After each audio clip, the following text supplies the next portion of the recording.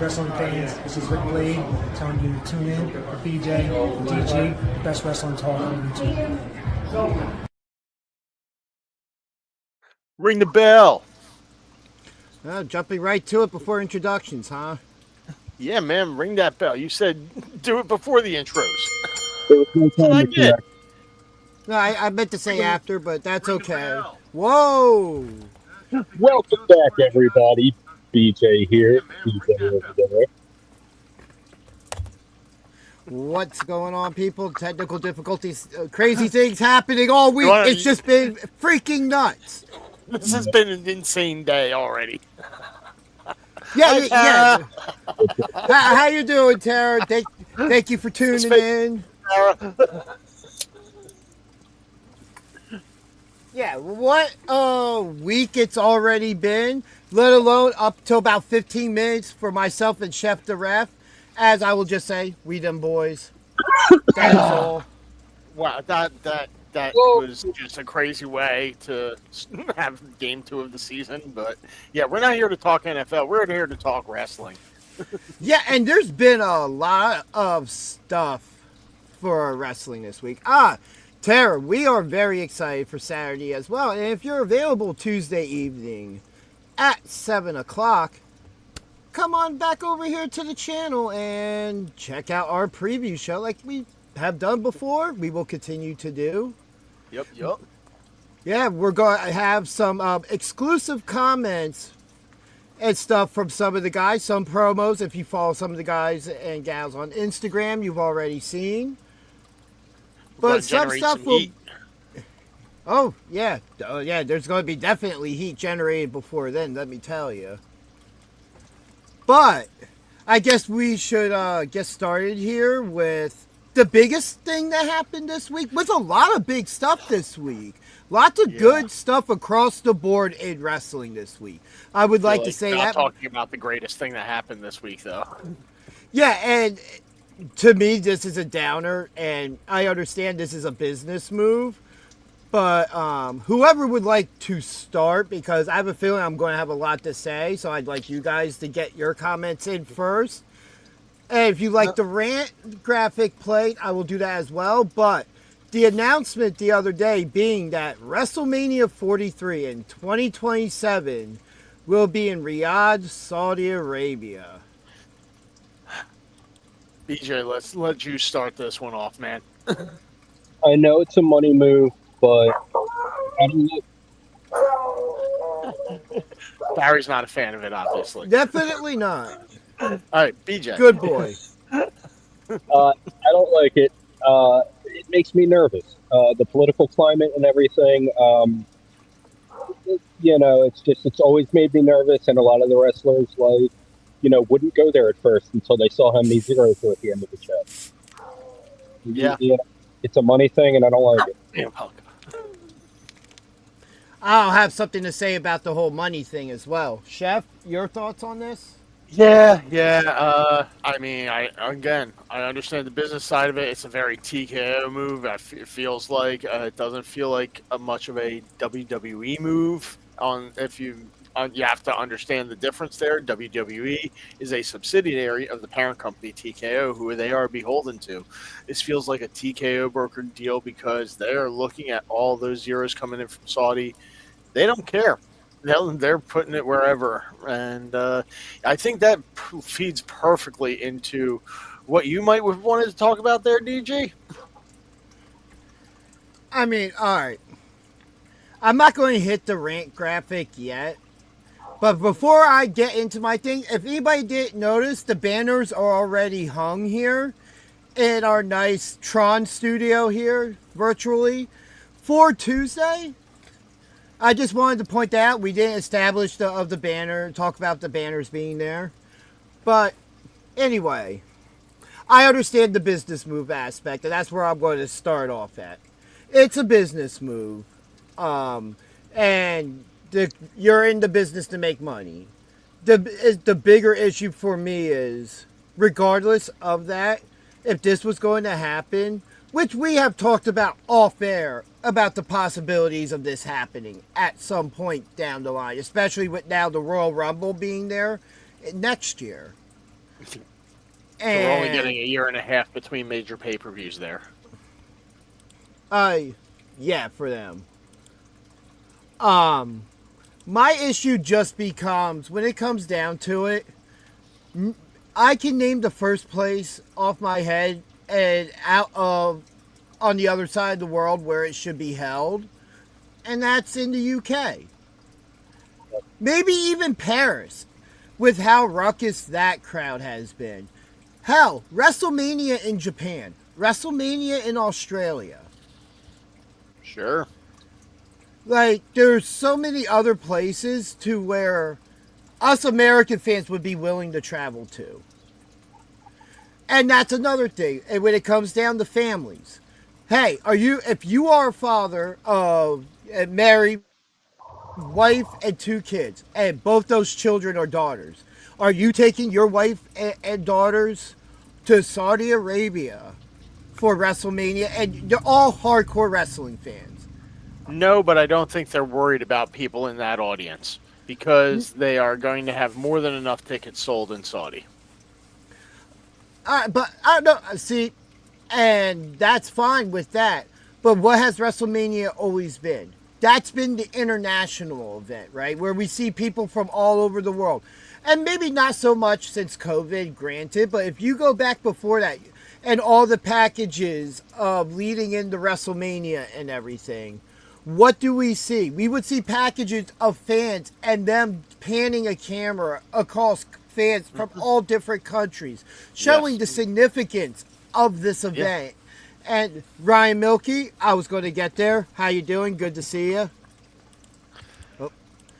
But it's a really, I feel like, bad decision, and the message you are sending to families and stuff is that, hey, you know, that money's more important, because we know the type of people we're going to see front row.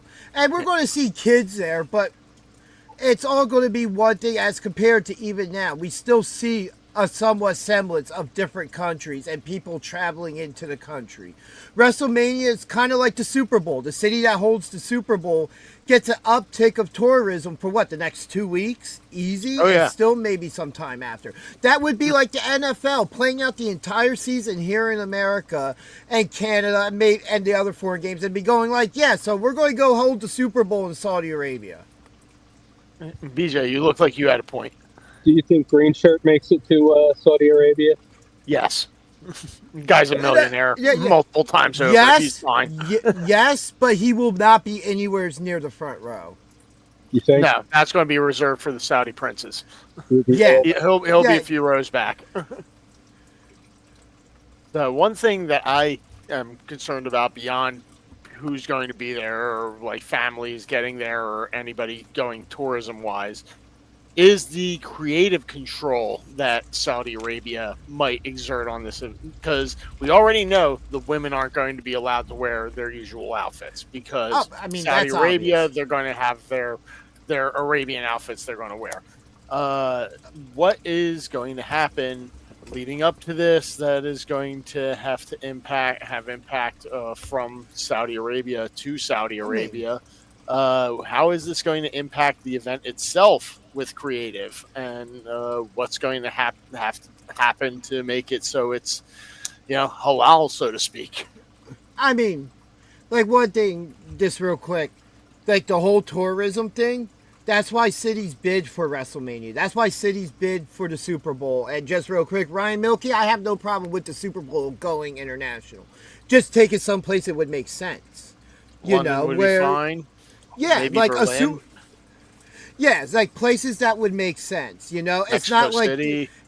it's not like that the NFL's going to turn around and be like, hey, we're going to go hold the Super Bowl in Russia. Yeah, the money's good. It's a good deal, so we're going to do it. Yeah, but just the idea is one of the reasons you get WrestleMania is for the tourism, for the uptick in everything, to bring money into your city that you typically wouldn't make. Like, think about these cities that hold WrestleMania now. I bet you those communities make so much money, they're good for the next couple years, just off that couple weeks of tourism and people coming in And that's even including the WWE superstars themselves and all the staff and everybody else. Oh, yeah, it's But always a tourism boost whenever they come to town. But, you know, Saudi Arabia, you're going to have maybe some extra Arabian fans, Middle Eastern fans that show up there. Uh, I don't know how many Europeans or other Asian countries generally travel now, to Saudi Arabia. I admitted to ignorance on that fact, but you know, I honestly couldn't say. You know, that might be a bump. and then what was it you said? You were talking like some of what the talent. We already know what's going to happen with at least the women talents. That what they're going to wear and everything. And I have all the faith in WWE when it comes to designing the big outfits. And people that like Bianca Belair, who typically design their own gear, that they're going to come up with ideas and have the help of WWE to make it extravagant and over the top and something to where we're like, all right, that's well done. You know, like I expect that. But to your point of how much control, how much money is he going to throw to say that at that WrestleMania to make sure people watch and tune in, they say put on Roman versus The Rock. Well, I already saw a report that Shawn Michaels had to say, "No, I'm not coming to wrestle." I'm sorry. So did Undertaker. Which, just to bring up who were all, in chat real quick, totally agree. I hate the UK. I started off with that. I really feel like that the UK should have had WrestleMania first. And the only 100%. Other country I really threw up there was Paris and France because that crowd has proved that they deserve bigger shows. Yeah, Paris has been a great spot for WWE. They are always boisterous. They were the first ones that actually sang Randy Orton's song in full to back to him while he was coming out. So you give them that. You give them all the chance that they have that they come with every time. Yeah. Oh, I believe it's cheaper for you to go to a Saudi show because of just logistics in general. Now, something else that plays into the grand scheme of all this is money. And absolutely. Before I throw up the graphic of the quote that I'm about to talk about, any disagreements we may have had about certain things with Vince McMahon and whatnot and how he ran the company, he always made sure that the families. Because we talk about ticket prices now. Ticket prices are insane. And there was a rumor that once TKO pays off its debt from the big merger and everything, that ticket prices could go down.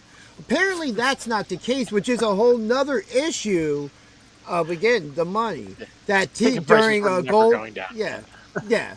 that Goldman Sachs conference with TKO president Mark Shapiro, he was like, Vince McMahon was primarily pricing tickets for families and wasn't focused on maximizing the opportunity to increase said prices like TKO is focusing on. Mm-hmm. Now, I will say this. When you're looking at this in the grand scheme, you're like, all right, they're going to kind of try to go that UFC route. But UFC doesn't run as many events as the WWE does in a year span. Not nearly as many. Like, that's absolutely insane. And when we talk about it, like, hey, you know, I would love to go to a WWE show, but it costs too much. Like, WrestleMania tickets for when they did it in Philly 2 years ago now. Mm-hmm. Just the nosebleed seats were $1,000, and that's not even worth getting because literally you're getting those seats just to be like, I was there. Right. You're not really seeing anything, you know. You might as well have your phone up at the same time and watch it on that. Yeah, I'd rather just be home comfortable at being able to do what I want and sit here and watch it and talk to my friends without it being loud. Yeah. Yeah, exactly. But Vince McMahon had the right strategy when it came down to it. Is he wanted like people like our age, hey, if we have kids, we have families, and you grew up a wrestling fan, bring your family to pro wrestling. Because then you're making new fans who will most likely continue that circle and do the same thing and expose their kids to it. Right. You know, at some point. Because, when they were kids, I used to watch wrestling with my dad. I used to watch wrestling with my grandfather. There's fond memories of it, creating wrestling fans. Just like we might talk about the ticket prices, but at the same time, something else that does that is something like Jey Uso when he comes out and he stops at the kid, has one of the kids come out and do the whole yeeting thing with him. Like, that also does that. But how long until that's not enough for people to buy tickets anymore? Right. Yeah. You've got to be able to actually have people be able to afford to come into the door in order to have them in there to do the things that, like, yeeting with a kid. If you don't have a kid in the door, they're not going to have anyone except for some, like, 50-year-old dude who just wants to sit in his seat with his beer. Sitting there watching, like, oh, yeah, sure. Yeah, there you go. Cool. Hey, look at that. Not to mention that they're pricing people out of being able to just watch it from their home. Yeah, that's a whole nother thing, right? And, like, everywhere's but America. Hey, get Netflix. You'll see everything here. Here in America, you need Peacock still for certain things. You need the ESPN app now. You need cable for USA. Yeah. Yeah. I need the CW app. Yeah. Yeah, there's that. Like, I always said that the WWE Network was one of the best things they could have ever done. Even if they had raised the price, it still would have been worth it. Hey, we gotta raise the price to like 15. All the content you get on there, well worth it. Yeah. So, if you want to speak to family friendliness and pricing, yeah, right here. I brought my sister and niece and nephew to their first SPO show in February. You know why? Because it was a very affordable ticket at a quality show. Yeah. Now, I'm not saying that WWE should drop their prices to what it is on the indie scene. No, like, that would be beautiful, but I'm not that's asking not that. realistic. I'm just looking at the last time I went to a wrestling show. I want to say it was Extreme Rules. And we had lower bowl seats, but we were on the hard camera side, so we weren't really going to be seen. And I want to say I spent just under $400 for those tickets for me and my wife. Yeah. Now that's literally one seat almost anywhere in that arena. Yeah. And that's absolutely insane. Yeah. Sorry, but I can't afford to go to a WWE show, but as long as I can afford to go to indie shows, I'm cool with that. And now, with them doing this, and eventually we know prices continue to go up for everything. Let's not be wrong. But what they're doing, especially considering wrestling has always been for like the poor and middle class, because wrestling's built on superheroes. Let's look at this like a comic book story. It's built on superheroes for the kids. And it's going to make it hard for the kid to justify, or a parent to justify giving their kid what they want. Hey, we're going to go to the WWE event in Philly, because they don't do house shows no more, so it's always a televised event. Yep. Yeah. So you're going to have a family that has to spend over $1,000 to get 4 people in the door. And then we're still talking about merch, because you're going to want to buy your kid merch. Yep. To have, the fresh T-shirt, the Jey Uso glasses, or your daughter, the Rhea Ripley shirt, or if you're at SmackDown, the Lily doll. Plus food or whatever. So you could be potentially looking at like a $1,500 night for your family. Yeah, and that could, you look at prices, depending on, that could be after, that's not even including your tickets. Because what if you got floor tickets? Oh yeah, that we're just talking like a medium range fan ticket. Yeah, floor tickets. You're looking at we've seen the WrestleMania price itself for a floor ticket was over $10,000, right? That was crazy. But, TNA, $99 to $159, very reasonable. Yeah, would definitely still pay something like that, but they don't offer that anymore. But now let's also talk about this. What's the ripple effect from this across the board? Does that open up the door for TNA to start running, or not? Maybe, yeah. I would say TNA Sure, let's and throw AEW. TNA in this too. Yeah. TNA and AEW as the two examples being, will they keep their tickets about the same? Maybe this was whatever they have to do, but does that make more fans look at the other product now like, hey, you know, I'm okay paying this much to watch it at home for my kid, but if my kid wants to go to a wrestling show, I'm going to take them to TNA. I'm going to take them to AEW. Might be a little bit more violent, but you know what? My kid has heard these words. They've already seen these type of matches. You know, so I'm going to go give them an experience they'll never forget. Well, if the You kid know, is and already for- a fan of TNA or AEW, I think that's fine. I think that's cool. But if you look at the kid, like, you're just surprising him. Like, oh, we can't. He really wants to go to a WWE event. But how many known WWE stars are there in AEW now? All right, There's so, names let's- those kids might know. All right, so recognize let's put John- it this way: you really wanted that one brand of something. You're expecting that you're getting that one brand of something, and then you actually are gifted the off-brand, and you're like, "Oh, great, thanks." Yeah, And it's you the kind of option just no, we have so and so at home. yeah, that's exactly what this is. Yes, and then yeah, you're stuck with AEW at home. I mean, I'm just looking at the idea when it comes down to tickets and stuff like that. Hey, Blaze the Bingo Hall. Thank you for stopping in. How you doing? And Tara, making a lot of good points, you know, here in the Oh, chat yeah. as well when it comes down to the money. And then you're paying for parking as well. I've seen no lies yet. Like, and it's a complete ripple effect across the major brands because now fans, when it comes to live attendance, might look at, oh, I'd love to go see a WWE show. But you know what? I'm also a fan of them.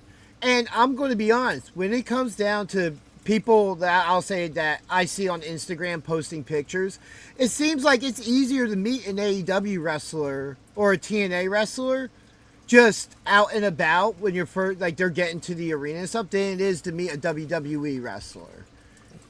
You know, Well, because it's the also politics easier- are. Yeah, it's also easier to do when you're meeting a lower level musician or something, a band, as opposed to, like, say you're trying to meet Taylor Swift. You're not meeting Taylor Swift unless you're Travis Kelce. And so No, but yeah, it's just I'm just putting it in. just like one of the things of going to an indie wrestling event. The majority of the wrestlers are hanging out before Yeah. the show. Oh, yeah. And during the intermission, and you still get to meet some of them after the show. Just, hey, can I get a quick picture with you? Hey, it was awesome seeing. Like, As a and- guy who was in a bunch of crappy bands that played at a lot of crappy bars, that's exactly what I was doing too. I was I was hanging out in the bar. I didn't have a green room to go and hang out in with guards telling people to go away. That didn't happen. You know, we were always just out and about with the people.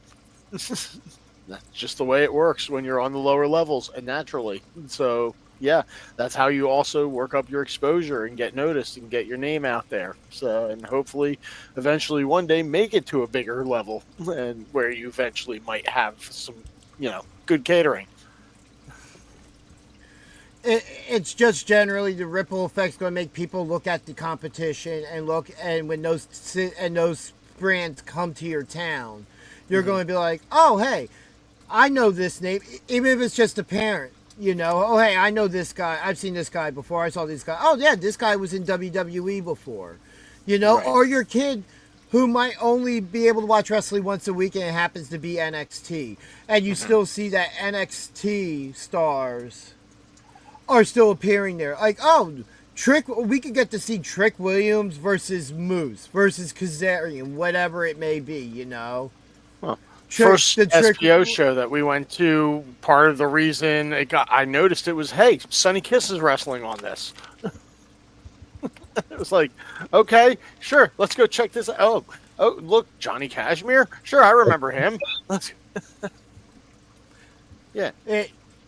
It's just very much a point of, and plenty of fans are calling it out. Like, you're doing this for the money. Even during the press conference, I'm going to be honest, not one person standing behind Triple H, The Prince, and Joe Tessitore looked happy about. Liv Morgan, I think, was the only person I really saw smile. Thunder Rosa even called this out on Busted Open.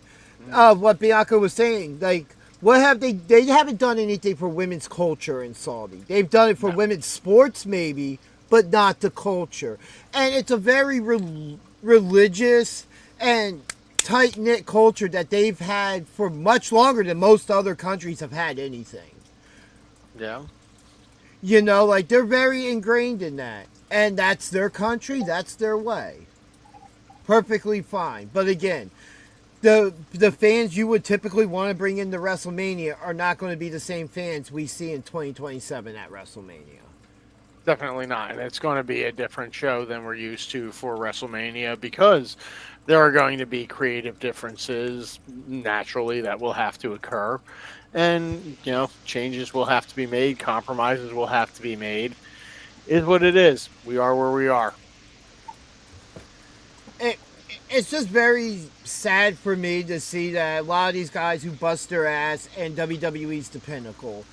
And now that you could be looking at when we get to the next generation in the next 5 or 6 years, the turnaround, you know, to where now some of the guys from now are now the established stars and putting over the next set of guys. And we're talking about retirement tours again and all that stuff. And you just see that all of a sudden it seems like WWE's tarping off seats, running smaller venues. And we're talking about them like people talk about AEW. I don't see that coming anytime soon. Or that they're running TNA style.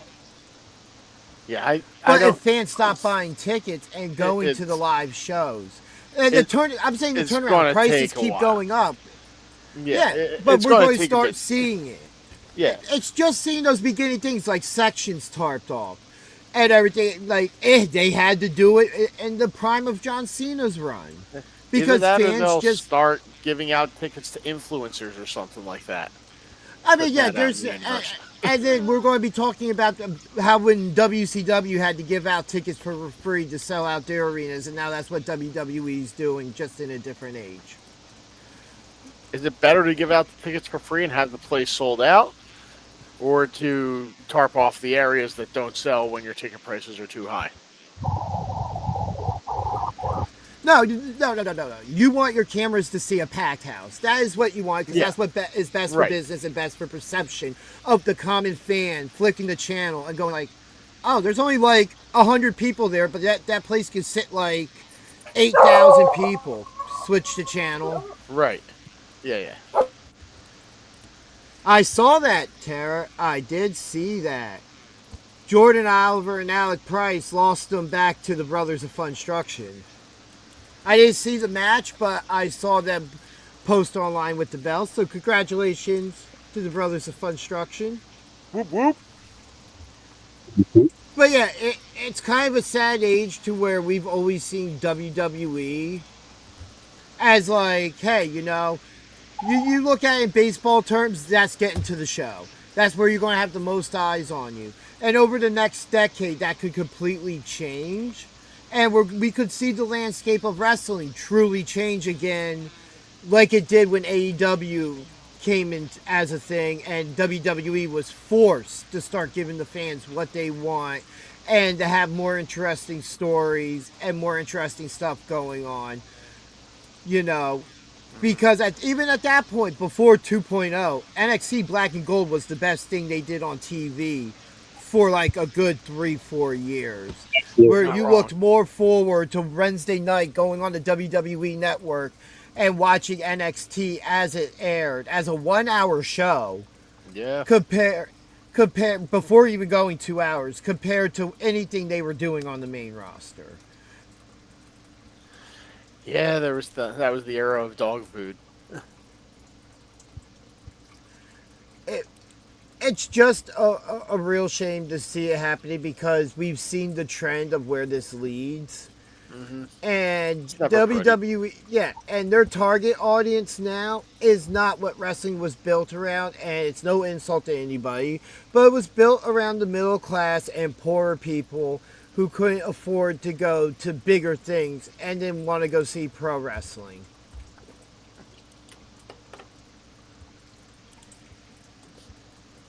Yep. Yeah, there you go. Yeah, got a nice full So, arena. you know, Like, so, you know, and WWE has, and if this is the case, and that's where they're going to start targeting the college crowd and up, kind of like how WCW did during the Attitude Era, then you're going to have to change your product to not, maybe back to PG-13. Maybe get it back to PG. If you're going to price out the kids, let's get a more adult product. Make it worth it for us adults to say, you know what, maybe I don't want to miss any of this. So you're not talking like Lita and Edge celebrating in the ring. Adult, right? Or Triple H and Katie Vick. Yeah, let's not go back to those days. No, but you know, Stephanie being on the Undertaker's cross, I might allow. Sure. Oh, have a good one, Tara. Enjoy stocking up that Fago. Whoop whoop. Yeah, I'm going to need a restock soon too. But yeah, that's where I'm kind of there on that. You know, Yeah. it's just, I'm afraid of what it does for pro wrestling as a whole, because now we could see the trend where these other companies start raising their prices. Yeah. Like, oh, if WWE can do it, so can we. Yeah. All right. Well, BJ, you got any final thoughts on this topic before we actually talk about what happened in wrestling this week? I mean, I pretty much agree with what DG was saying the whole time. Like, you know, it's for the families, it's for the lower and middle class, you know, and TKO is kind of shooting themselves in the foot if they think that they're going to change the demographic and, you know what I mean, and still succeed. Yep. All right. Yeah. Well, I think we're pretty much all in agreement here. It's happening. None of us are necessarily happy about it, but TKO is definitely happy about it. They're going to make their money. Yeah. We are where we are. My final thought on all this is that this might be a WrestleMania, seeing how things go. Is WWE going to be as hot 2 years from now? Is it going to be, like, they're in an up right now, but eventually they're going to have a downswing in stories and talents and whatever else happens. I mean, we've already commented that they're kind of having a little bit of a downswing recently. I don't think they're having a downswing. It's just not too a big one. It's just a little bit of, like, you know, plateauing at least. The trajectory is not what it was. I feel like it's more fatigue because the shows are predictable more than a dip in storylines. Because you know the order of every segment on the main shows on Raw and SmackDown. You're like, oh, you know, okay, I can go read my comic book and they're just going to be talking. Oh, okay, they went to commercial. I can read for another couple minutes. Oh, look, an entrance. Oh, look, a video package. Yeah. Oh, look, a backstage interview or segment. Oh, look, they're going back to commercial. Oh, hey, now the other guy finally comes out and we start the match. Okay, I can stop reading for 10 minutes. Yeah, there's a reason I have now 3 boxes of these that look like this. Yeah. But since we would like to talk about other things, I'd actually like to start with Worlds Collide. Sure, let's do it. Amazing event. Like, there wasn't a match on that card I did not enjoy. Yeah. And it was a fun card. Natty becoming number 1 contender for their women's championship. That was a good match. We had a good opening 6-man tag. But one of the things that stuck out to me was after one of the matches, which we had also seen a promo from them earlier on SmackDown the same night. You know, which, real quick, the Wyatt 6 promo with Bo Dallas. Yep. He used the phrase for the first time since returning at the end of that, and it was follow the buzzards. That popped me, because I hadn't heard him say it, and I don't remember him saying it. I'm like, oh, that's what I like that. But at Worlds Collide, the Wyatt 6 appear and attack the tag team champions and make it clear they are coming after the AAA Tag Team Championships. Yeah, this was crazy. This was a hell of a tag match that had just happened, and then the lights go out, and you're just like, no way. Yeah, Pagano and Psycho Clown, what a match. Yeah. Yeah, Pagano and Psycho Clown are quickly vaulting up my ranks. definitely, yeah. I'm just saying, at some point in my life, I need to see some type of tag team made out of Psycho Clown and Danhausen. I'm here to watch that match, yes, or that tag team. That tag team, that match. Oh, I think they would have a beautiful series of matches. Like, just send them on the road. Oh my God. That would be beautiful. Just like a residency's worth of matches between the two of them. Yeah, but also bigger news coming out of some pretty Worlds huge Collide. news, actually. Your winner being by Kingo and becoming the AAA Mega Champion, Dirty Dominic Mysterio. See. Yeah. Now, I've been talking about him winning this title for the last 2.5, 3 months now after his debut. Like, after that pop, they're putting the title on him. There's no doubt about it. Oh, yeah. Yeah, we did have that discussion. Do you think it's that they genuinely love Dom there, or do they just hate Vikingo? I think it's a little of both, but I do think that Dom is genuinely loved there as well. For some reason, I don't know why. Maybe it's just the Mysterio name, and they don't care that he's betrayed Ray or whatever. They just love Dom. He's their new Eddie. He's, he has that Latino heat. So, I don't hear him saying. I don't hear him speaking lies at the moment. So, but the cherry on top of that match was just Ray having to put the belt on Dom. Mm-hmm. Oh, yeah, and they showed that interaction on SmackDown when they were promoting Worlds Collide after SmackDown.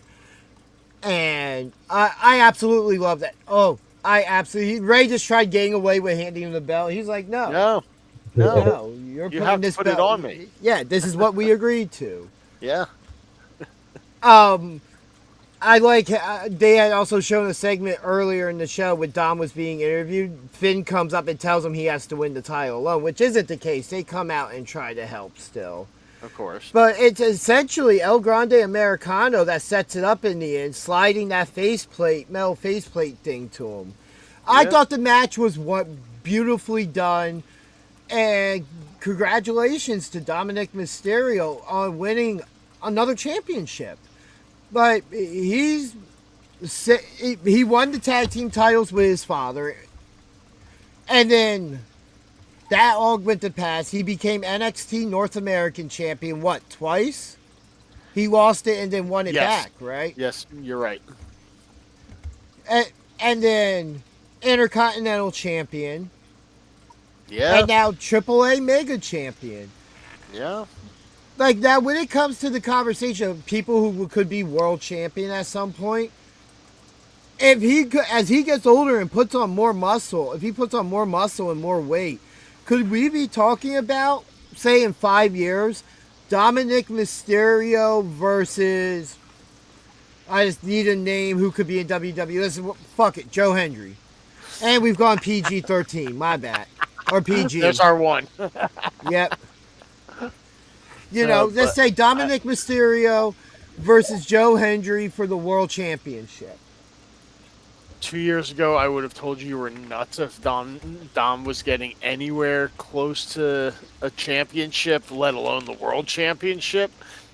Here I am today saying I don't think that's crazy at all.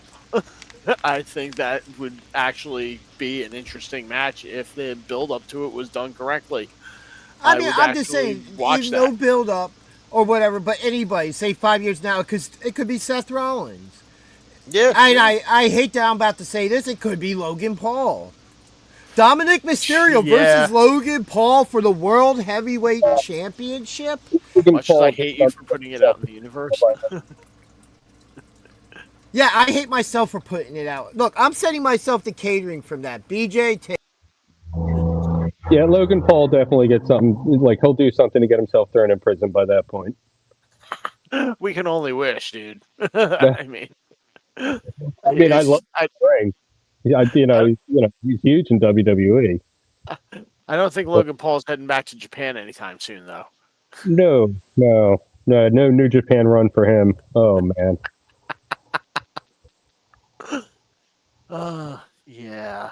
So.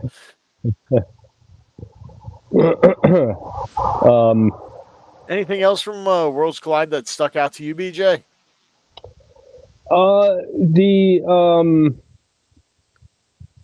The mixed tag match was pretty decent. Lola Vice, Lola Vice and Mr. Iguana versus Finn and Roxanne, was it? Yep. Yeah.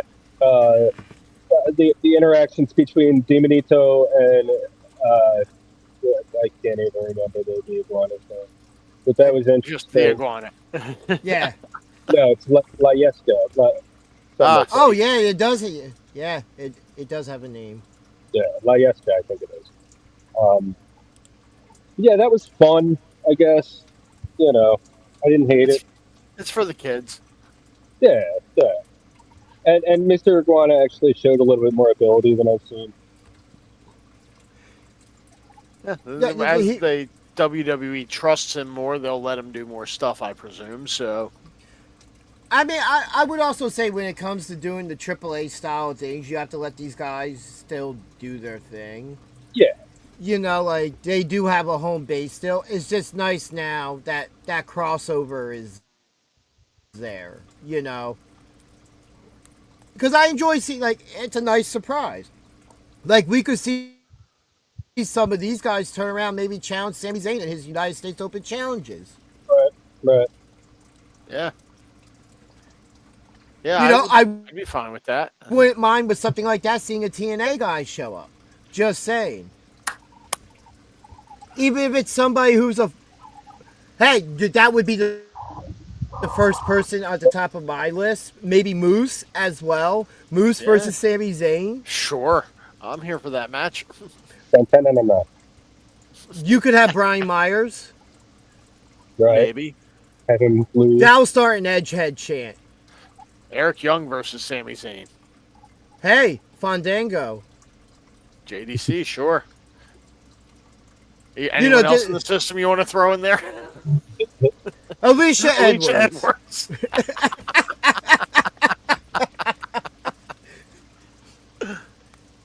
Yeah. Okay. So Eddie Edwards gets to scratch. His name wasn't mentioned in any. We mentioned everybody else by him. Just going right around him. Kazarian. That'd be a fun match for Sammy. Santino.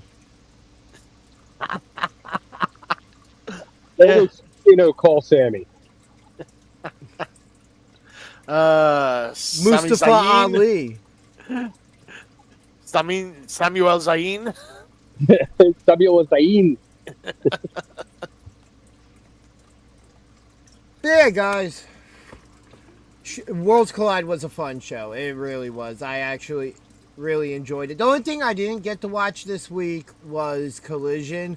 And that's by the time that after trolling this guy's lives, which, by the way, why we are here talking about this. If anybody sees this man, this is Rick effing Blade.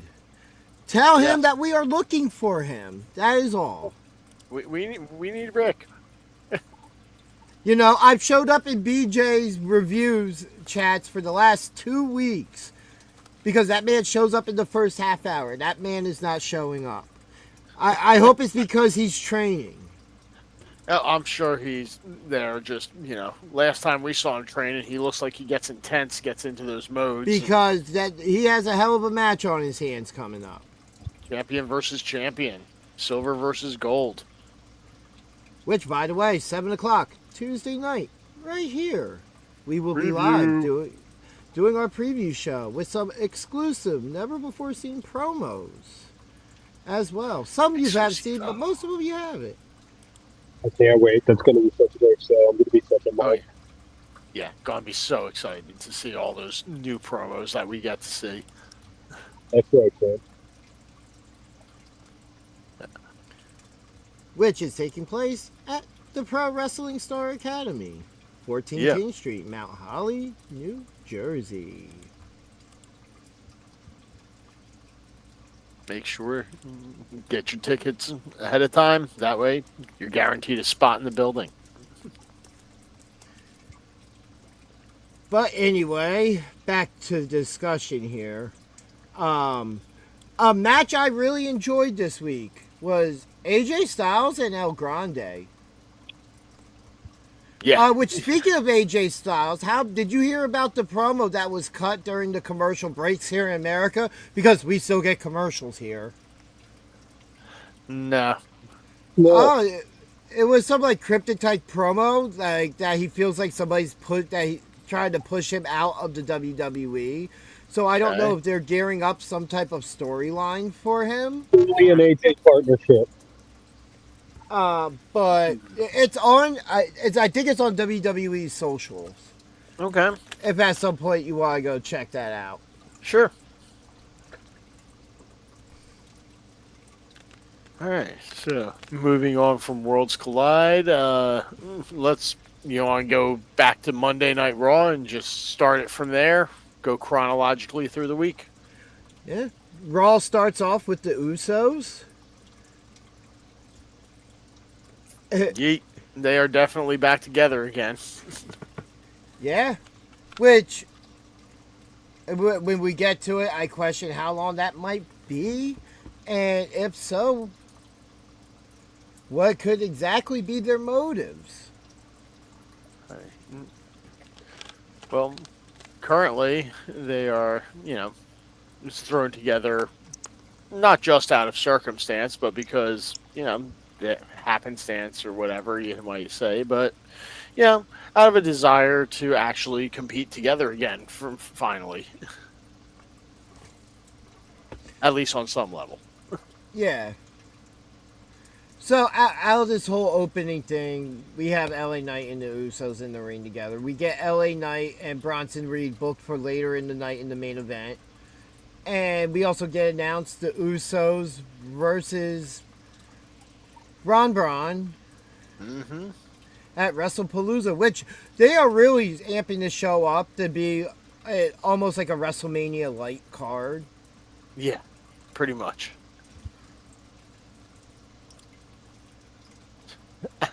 All right, we gotta go and check this comment that we got here because it's relevant too. Don't ever put Paul versus Mysterio for a world title in the universe ever again. Wrestling would be in a bad state if that were to happen. Corn, we don't disagree, but that's what. Yeah, but at least, it's going to be Dom coming out with the championship. At that point, I would hope. Yeah, me too. Jesus, me too. Oh. But yeah, we get a bit of a brawl at the end of that, but we have our baby faces standing tall against the Bronze. Yep. Which is, just setting up what's going to happen later in the night. And then, as we had just talked about, AJ Styles and El Grande, which I thought was a really good match, actually. Yeah. Yeah, both of those guys can go. I mean, El Grande Americano, whoever he may be under the mask, definitely has taken more to the lucha style more seriously recently, as opposed to Grande's initial, almost satirical, it seemed, take on the lucha style. Now he seems to really be more focused and more smooth with it, and actually be taking it seriously, and seems to be succeeding with it. Yeah. Surprise from Monday Night Raw this week was Raquel Rodriguez defeating Lyra, which I thought was a really good match. I loved the ending to it. Ooh. Like, I thought it was an absolutely amazing ending to where she's finally taking advantage of her size. Well, Kevin Nash told her to, so she took it to heart.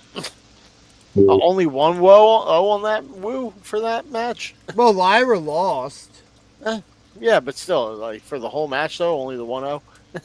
Fine. Okay, there we go. Second out. It was worth at least 2. But not this. Hey, you put it up there, not me.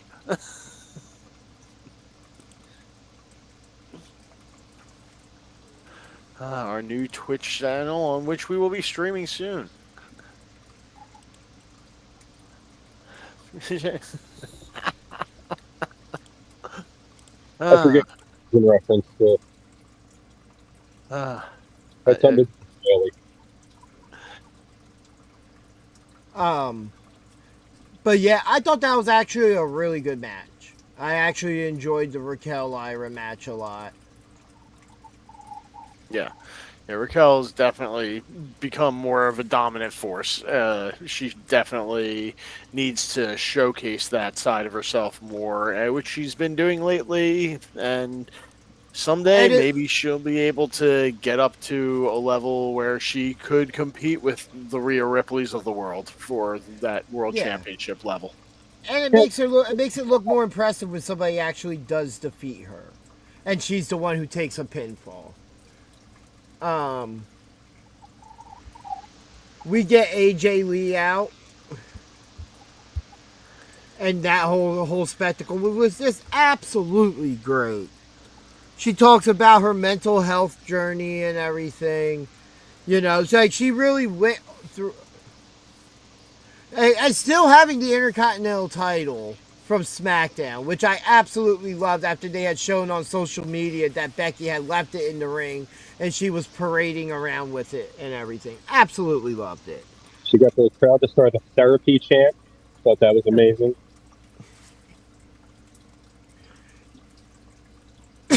Excuse me. It's cool to see AJ back. The crowd obviously has been waiting for her to come back ever since CM Punk came back. Yeah, finally she came back, and we're getting exactly the reaction we expected out of her.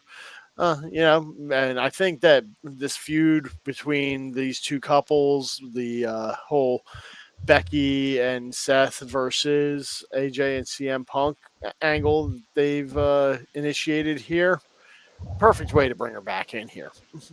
Have her just go right in for that Intercontinental Championship level, that mid-card title level of competition, just to refamiliarize everyone with what she can do before you then bump her up into the World Championship level of competition, which is where she will end up eventually. No question. Yeah, they just got to kick the ring rust off, and then she'll be right back up there. Honestly, I don't think she has to be ever put as the world champion. She could. I said that level of competition. I didn't say as the world champion. I said that level of competition. So you have her. You can have her putting over all the young talent that you want to get up on that level. You give her a couple matches against whoever the young champion is that has the belt. Like if she were to go up against Tiffany Stratton, if Tiffany somehow wound up with the Raw Championship or AJ moved over to SmackDown, something like that. Have her up against Tiffany to put Tiffany over on that level of competition, but she doesn't necessarily need to win the belt. I think she would be perfect to help develop the mid-card even as the champion because it'll help build up somebody. Kind of like how they did with Saraya when she was Paige. you know, like there was a lot that led up, and that was it. That was AJ Lee, right? That she beat for the title. I don't remember. I think it was. I think so. Because that was after the WrestleMania like Battle Royal style match that where she retained the title. Okay.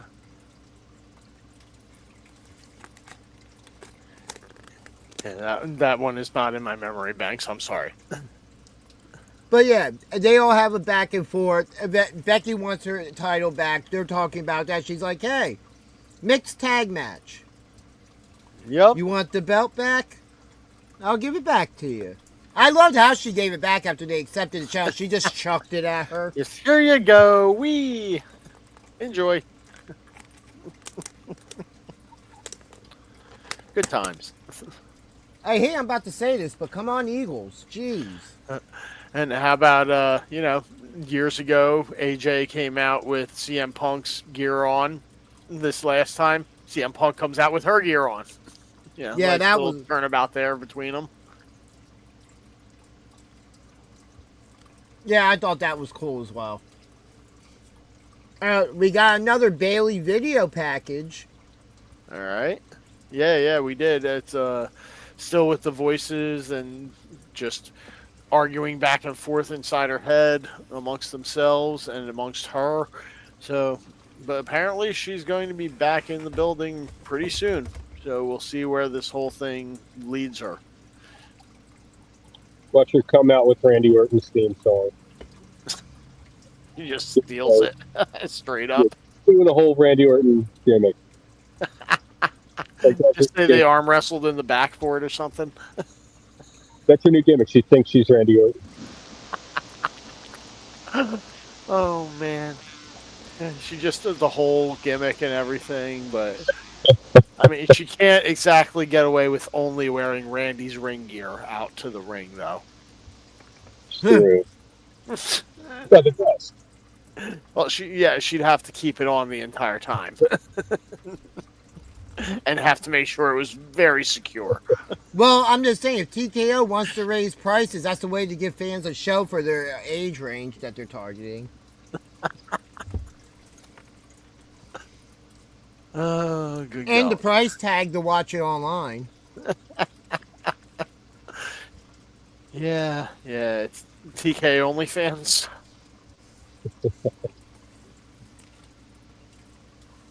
Only TKOfans.com. And then we get to the main event overall. Bronson Reed defeats LA Knight. Now, they had a pretty good match as well. Yeah. Like, Raw was, I thought, a very solid show. Yeah, it was a, To be perfectly honest. Like, it there was a nothing solid wrong with show. There was nothing wrong with it, but there was nothing spectacular about it either. It was solid. If I had to give it a letter grade, I'd give it a solid B+. And I mean, even with the main event, it's what happens after the match. Yeah, that's where the plus comes in. Yeah, we're always You better get, this past week, definitely. yeah, you get Reed and Breaker doing a beat down on LA Knight after the match. Jey Uso comes out to try and make the save. Which he kind of helped, and then they got the advantage again. Which eventually brings out Jey Uso. And they're able to finally fend everybody off. And it actually shows getting ready to go off the air. Which is another point of conversation for today. Jey Uso spears LA Knight. Not a very babyface thing to do, even if you're having a disagreement with someone. Yeah.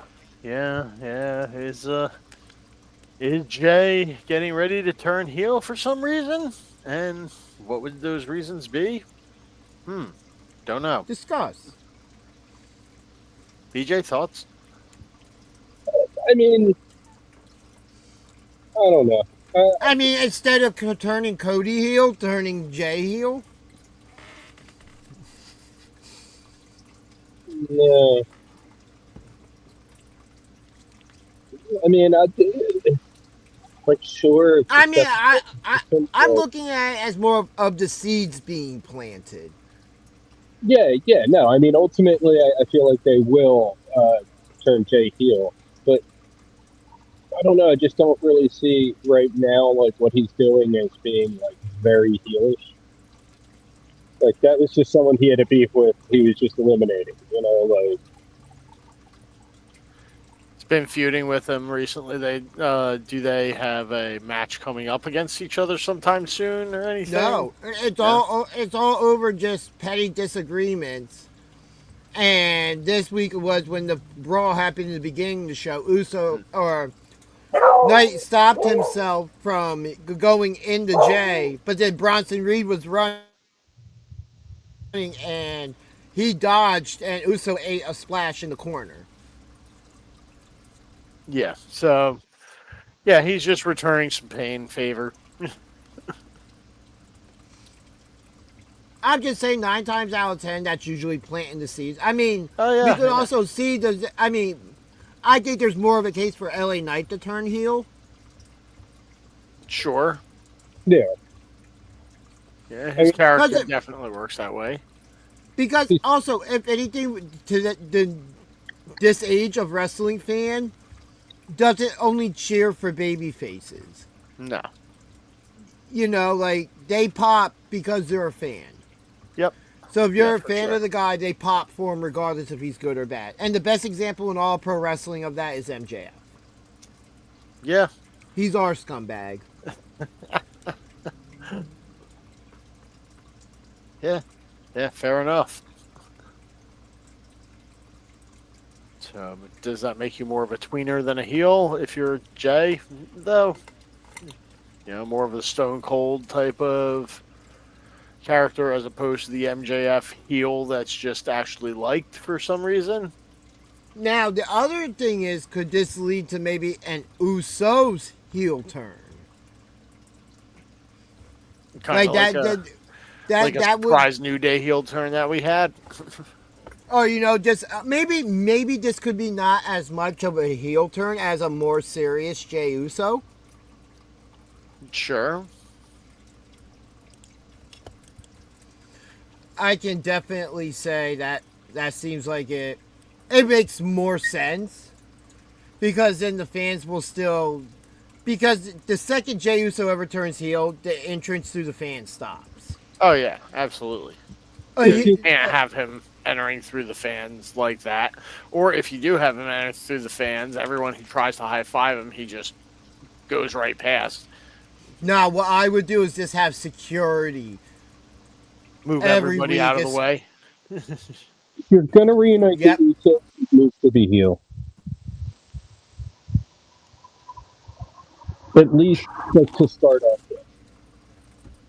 What was that? I kind of disappeared and came back there. If you're gonna reunite the Usos for a run, I feel like right now it has to be heel. Why is Or that? at least, I feel like, or at least lead to it. Why do you Yeah. feel that? Like ultimately, like the resolution of whatever they're on right now, I feel like if they're reuniting, it'll work best if they're heel, and then they work their way toward turning face later. I mean, even a more serious, like, hey, we want to go back for our tag team title record, championship held record. That's cool because then they're going to be bit more serious. It's just we also do know now with the always looming idea of, hey, whenever Roman returns, if they're on the same page again, we could be looking at another bloodline reuniting, especially go up against Division.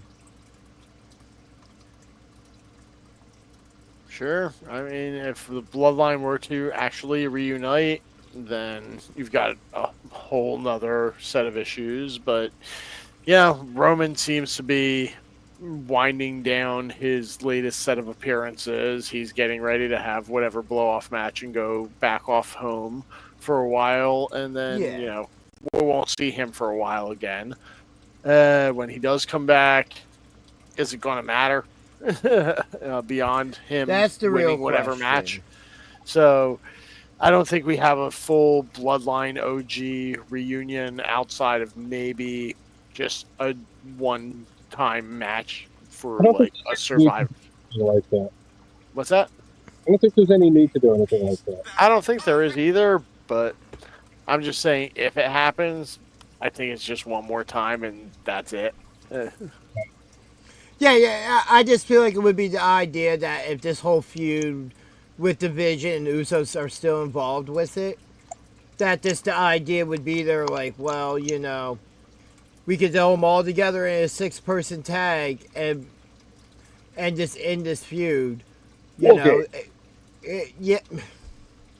They each find one more person each, or a female for the other side, and could have been, maybe it was planned to be Naomi. That's not happening now. Ava. Tamina, she's still signed, right? Retired. Yeah, Nia Jax. Yeah, there we go.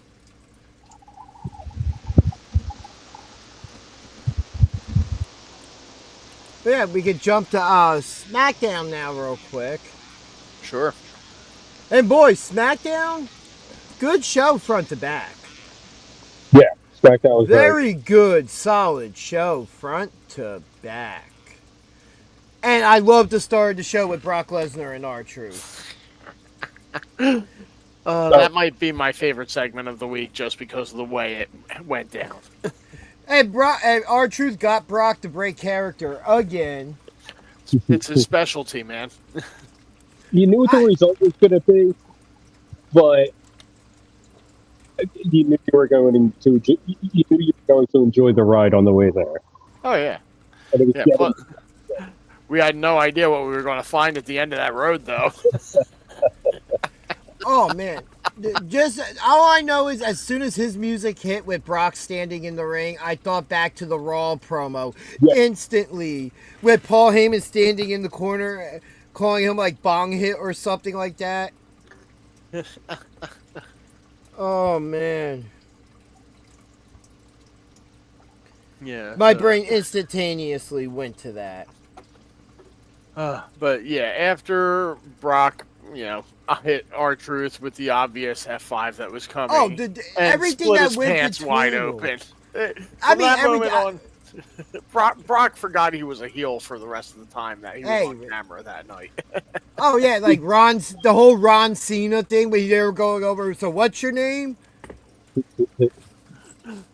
Oh. Yeah, once Brock's pants split open, so did his personality. It was just like, okay, yeah, all right, my ass is hanging out. I might as well just let my ass hang out the rest of the way up the ramp. Not the first time he has split his pants in the ring. Nope. I mean, it wasn't the first time I seen that in pro wrestling. I remember when Mick Foley did it multiple times. At least Brock had on, underwear, so that's good. I saw a still. He split his pants in a match against Cena, I think, in like 2005.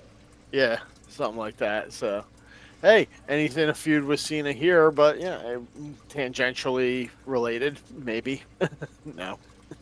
I enjoyed the solo video package this week for MFT and everything. Like, I really like how they recapped what happened recently and all that stuff to be able to get us to where we're going, wherever with them next. Mm-hmm. And I really thought it kind of, almost in a way, mirrored what we saw with the Wyatts as well. Like, there's a kind of thing where I think that's where they're going to start dropping the seeds for the past to cross. Because it's been rumored that those two groups are going... It would fit. It wouldn't be bad.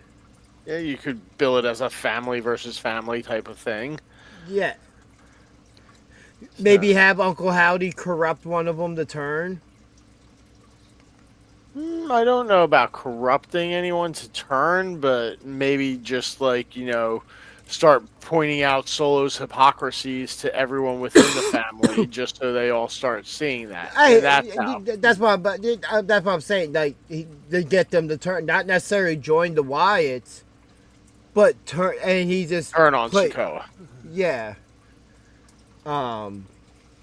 I also enjoyed the Aleister Black video package as we're talking about them. Not gonna lie, that for a second, that's the package I thought you were talking about when you said solo video package, because I wasn't thinking Solo Sokoa's video package. I was thinking, oh, a solo person doing a video package. That was Aleister Black.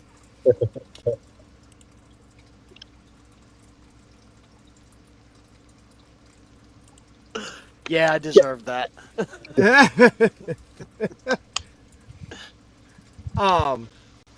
Now, this is one of my contenders for match of the week.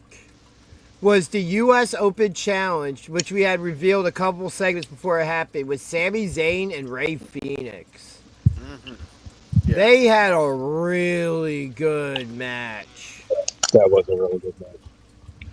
Yeah, as soon as I saw that announced, I was definitely excited to see the match itself. Yeah. They put on a hell of a show. After that, we were supposed to have B-Fab and Julia, but that never happened because Kiana James attacks Michin. You know. Yeah. So 2 people that weren't actually involved in the match start fighting, and so now the match is actually happening. What? Yeah. Another match I was upset about, the Jade Cargill, Tiffany Stratton, the Women's Championship match. Yeah, with double count out and then Nia Jax. Yeah, like, can we move on from Nia Jax, please? No, and she's a force of nature. She's, I get her position, but it seems like no matter every time we turn around, Tiffy gets through somebody, and then it's Nia Jax again. She's her nemesis.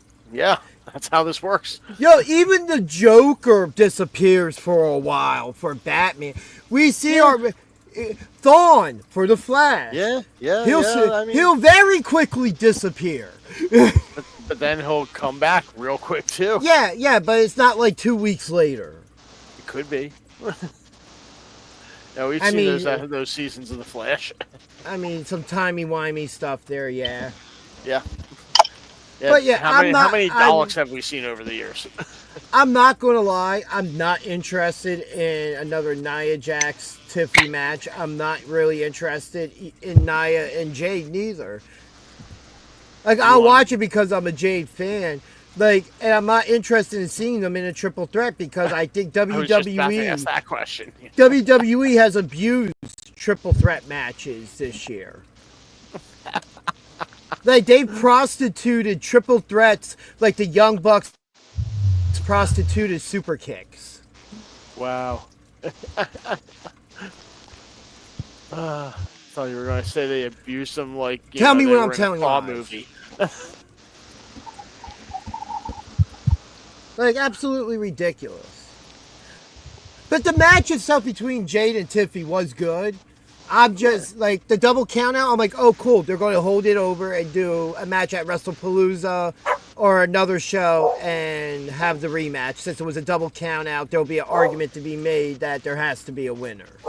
Right. I'm cool with that. Just not with how that played out. Right. I liked the part 1 series of the video they did on the history of Cena versus Lesnar. Mm-hmm. I thought that was very well done. There's a lot of history to go through with those two. Oh, competing against each other for decades. Next week, Carmelo Hayes already told Sami Zayn he accepts the challenge for next week in the U.S. Open Challenge. You know, I don't want to see Sami Zayn drop the title quick, but I would love to see Melo win it. I just think that, unfortunately, The Miz might be the one to cost him the match. Yeah. Melo might have another tag match coming up soon, too.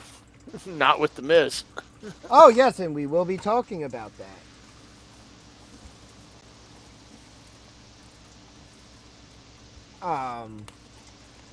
And then the main event of SmackDown. Drew McIntyre and Randy Orton.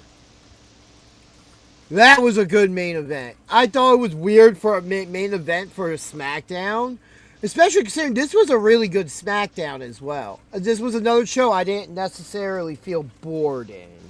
Yeah. You know what I mean? Like, I know how it's going to play out, but I didn't feel bored watching it. Right. Yeah, it was a good SmackDown main event. It would have been a mid card on a pay-per-view, but yeah, for a SmackDown, good main event. Yeah. I mean, I could see that being a main event for a world title. I mean, I think it was. Yeah. So I'm just saying, currently, that was a PLE mid card SmackDown main event.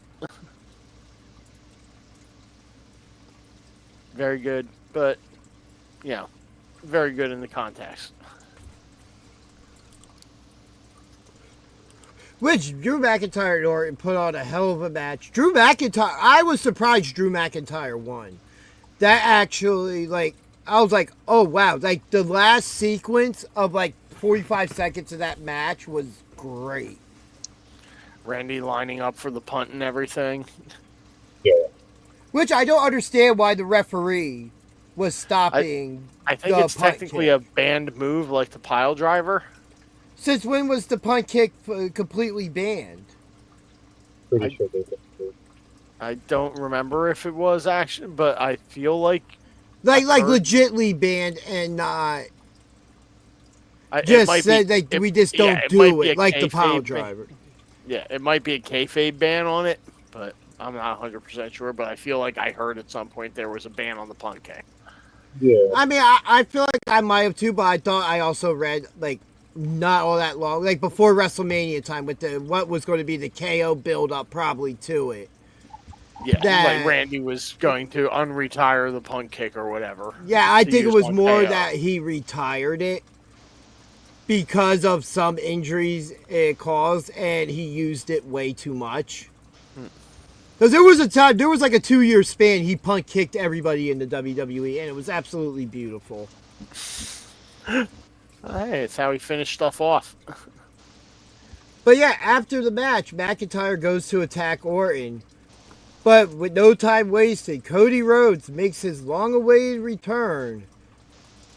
Goes to chase after McIntyre. McIntyre bail. Or does he get his hands on McIntyre? Don't fully remember.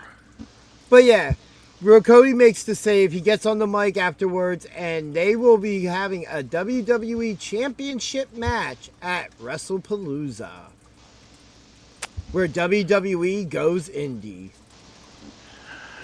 Sure. Drew McIntyre's as good as any opponent for Cody at WrestlePalooza. Why not? I mean, I have no problem with it at all. I think it's going to be a great match. Yeah, I mean, they've had good matches before. I'm sure they'll have another one. Which, in all honesty, that is this upcoming Saturday. And, you know, we won't be watching it live. So, yeah, and everything else going on, didn't really all the other news didn't really have time to get picks together or anything. You know, maybe we'll try to get them out at some point before Saturday, so at least our picks are out there. We can try. Stay tuned. Yeah. We also have a second podcast to do this Tuesday, though, so. Yeah, but we have time to record. We might have enough time to record shorts. Sure. And then you can salute our shorts. As long as you're not eating my shorts.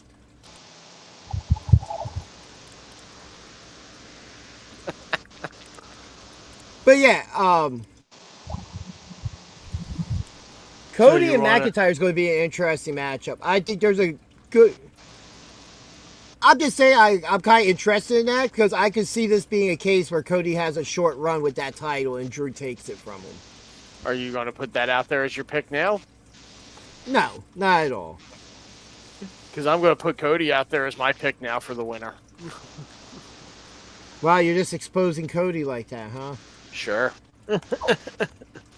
Yeah, I think Cody retains. I don't feel like this is a spot where they have the heel take home the belt.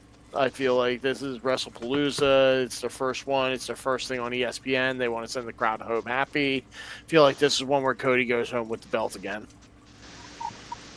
You think I mean, What's that? you think DJ? Do I think that? this will main event? no, Yeah. they've already announced Oh. the main event of WrestlePalooza. It's John Cena and Brock Lesnar. That's right. Yeah, they did. Okay. All right. So, okay, that changes up a little thing, but I still think that, they go with Cody keeping the belt. I mean, honestly, I'm kind of leaning that way, but I still could see it where, hey, everybody's probably expecting Cody to hold that belt for a while, and just doing the complete opposite of, hey, Drew's going to take that belt and now Cody's going to chase him.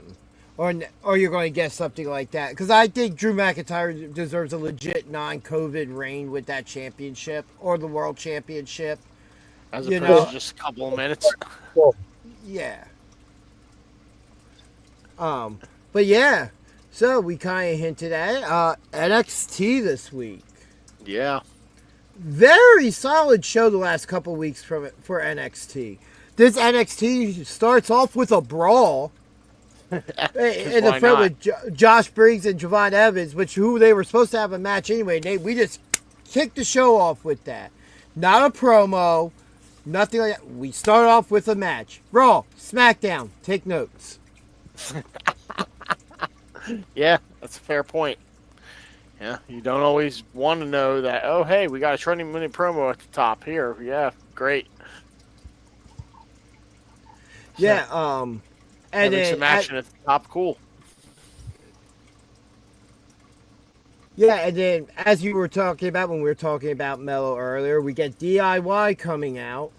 Yeah. Trick Williams, current TNA champion, comes out, accuses them of being jealous of their group of superstars for his class of NXT, which brings out, after some more stuff being said, the return to NXT of Carmelo Hayes, which popped me, because anybody who follows this channel, even semi-regularly, how long have I been saying they need to pair these two back together?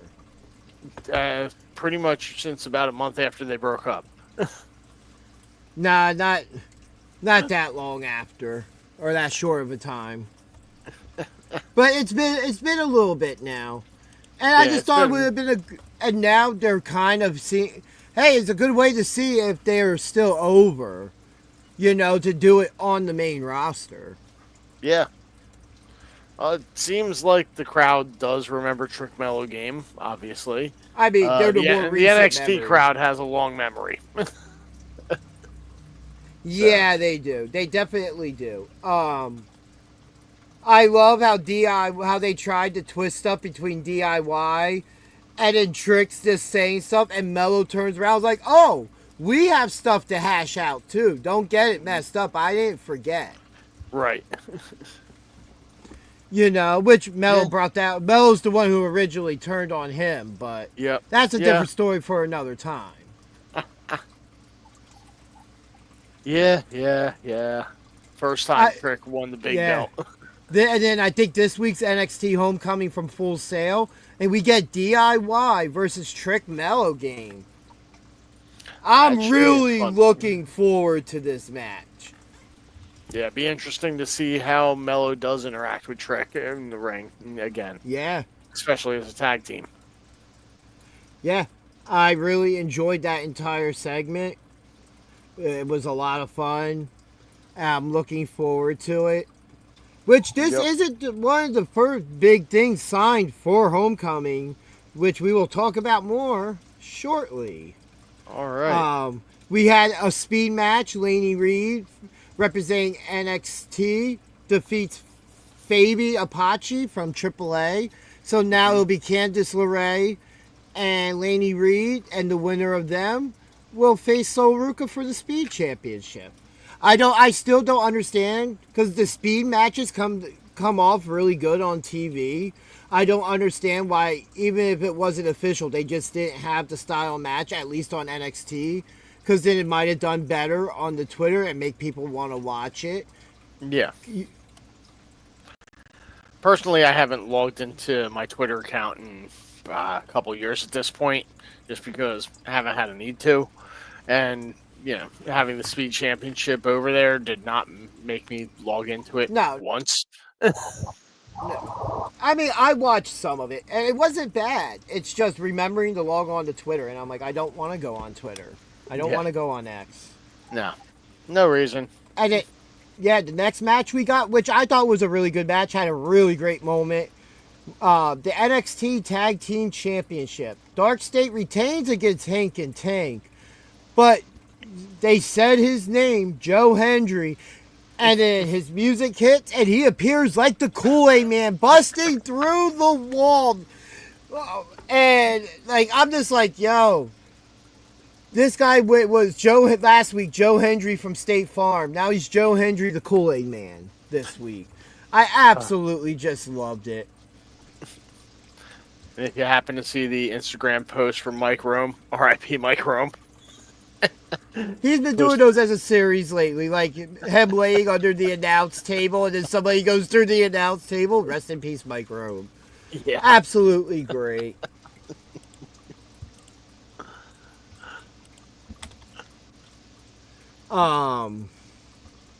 Let's see, what else we got? Oh, I enjoyed the backstage segment with Lexus King and Charlie Dempsey. And Lexus King is just talking shit. And Miles Bourne just pops up in the doorway. He turns the lights off, beats the crap out of him, and then leaves turning the lights back. Oh, Charlie Dempsey is still sitting. Okay. Yep. Yeah, because Dempsey's like, I don't need to be involved in this. The flag match. Tavion Heights defeating Ethan Page. That was fun to see a flag match. Been a minute. And I think, I want to say that was a match type we talked about last week or maybe the week before or whatever. There's other match types that's something like the USA versus Canada thing can do. Yeah.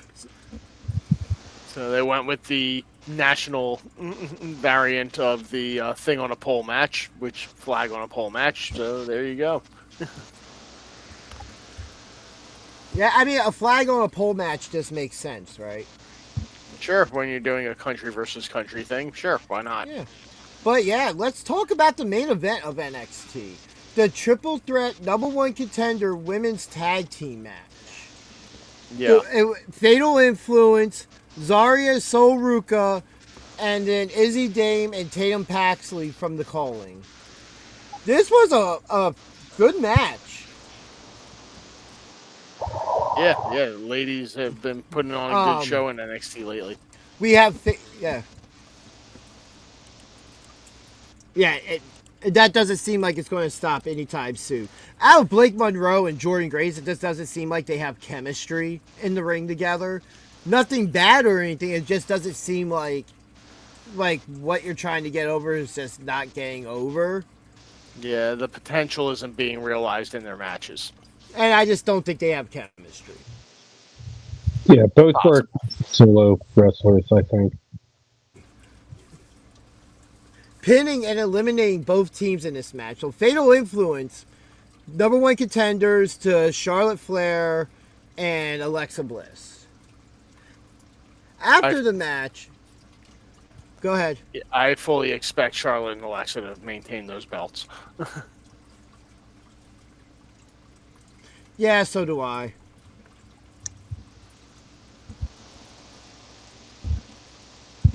Yeah, after the match, we get JC Jane yelling at Henley and Nix for whatever reason, They just won. So, yes, let's berate them. That's exactly what we do here, That's what JC Jane does. Yeah. And we go to commercial. Come back from commercial. We still have JC Jane berating them. Which is exactly how I put it in my notes. Still berating. And she's going at the crowd as well at this point. She says she's tired of carrying the group. Which now has set off a chain reaction of things that are going to occur. Starting with Stephanie Bakir returning to NXT. She gives JC her props, you know. Mm-hmm.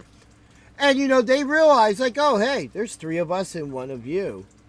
Vakir then asks, what time is it then? We get the women's champion, Tiffany Stratton, coming out. After more words exchanged, Mommy's brought up, and out comes Rhea Bloody Ripley. The demon in your dreams. And at NXT Homecoming, it will be Fatal Influence versus Rhea Ripley, WWE Women's Champion, Tiffany Stratton, and could be the new WWE Women's World Champion, Stephanie Vaquer. Oh, she's gonna be. Well, you know what? As we know, in your heart, she's a champion already. Damn right. So, yeah. Yeah. But, yeah, between Fatal... Again, this is something I don't get. Like, every week, NXT is consistently excellent. Like, NXT, like, it's supposed to be, I would guess, the C show, you know. And you just look at it and you're just like, oh, this isn't as cookie cutter. Like, we know certain things. Because that's like, the C show. You know, to take more risks. I'm just saying, ever since wrestling shows have pretty much gone 2 hours, right? We're talking the mid-90s, early to mid-90s at that point. Right. You know, we know that in the middle of the show, we're either going to have a match that's going to go into the second hour, or we're going to get a reset with a promo segment. Right. You know, that's just how everything else was all mixed. And, again, very cookie cutter now. Yeah. Like, NXT does not have that trend. They mix it up week to week.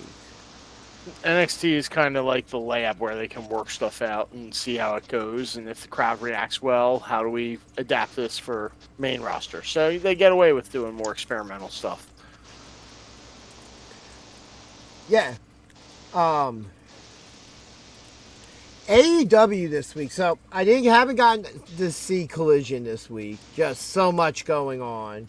Mm-hmm. And by the time I thought about watching it, football was starting, and it was more important to watch the Cowboys beat the Giants in overtime. Just had to get that in one more time, didn't you? I mean, they cut the game off here for the crappy sure Eagles. Did. Just contractual obligations. You know, but actually, before we get into AEW, okay. Just real quick, let's give a shout out to some friends. You know? Shouts. You know, Ryan Melky and WrestleRealm.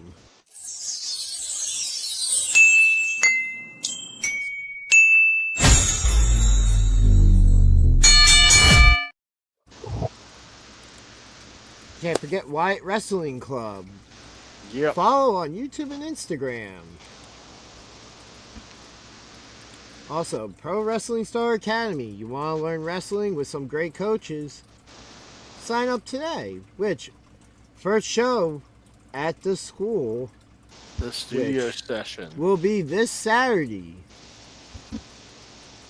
Looking forward to that. With some great matches as I'm going through them here. You know, JP versus Johnny, that's one I'm not looking forward to having to pick on Tuesday night. Agreed. Although after JP's promo, I'm a little more, I don't know, it makes it a little clearer. I am no more secure in my picks. Yeah.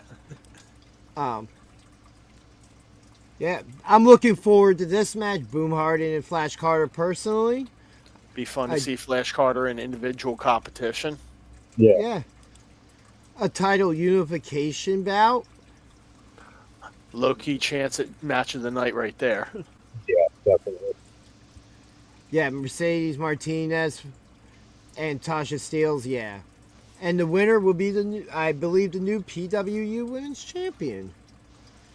Combining Now, everything. originally, Rick Blade, which if you've seen Rick Blade, tell him we are looking for him. Does he even know his opponent's name?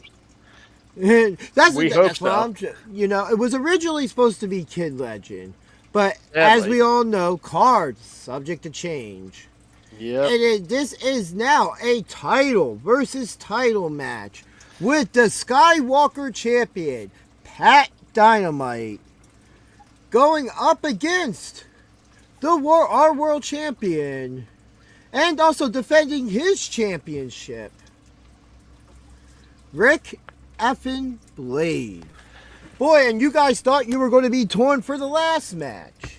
Yeah. You know? Yeah. Pat also- Dynamite versus Rick Blade is not an easy match to pick either. Yeah. But Also appearing will be Tommy Grayson, despite his injury, who I do he's a have trooper. some, which Tommy Grayson and Pat Dynamite are two of the people I have exclusive comments from, which will be shown this Tuesday on our preview show at 7 p.m. right here at BJ and DG Talk Wrestling. Hell yeah. Yeah. Also, that will be there, Velcro and Lavari with musical performances. Can't wait to see Part. Velcro. I want to see him performing on the ceiling. Big Bill Gold with Lavari, who both of those are people I also have exclusive comments from. Ooh, nice. Skills the Great, the manager of champions. What more is there to say? There you go. And one of our personal favorites as well. Top Rod. Yeah. And all this taking place at the Pro Wrestling Star Academy, where today you can train with the likes of Pat Dynamite, Johnny Cashmere, and Gabby Gilbert.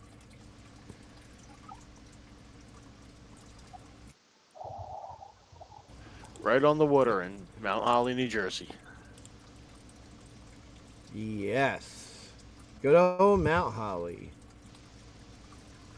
But yes, so on the AEW now. I loved Bryan Danielson becoming a full-time commentator now. Yeah. That's really cool. We get opening match. Adam Page beats Josh Alexander. I thought that was a good opening match. I really enjoyed that. Yeah, who knew that I needed to see a match between Hangman Page and Josh Alexander? Tony Khan, that's who. Apparently. Oh yeah, just real quick. And if you haven't already, follow us on Twitch at BJDG Talk Wrestling. Yeah. Just throwing this stuff out there as I'm seeing it. After the match, so after this match with Josh Alexander is where things really get interesting, right? We get Adam Page on the mic.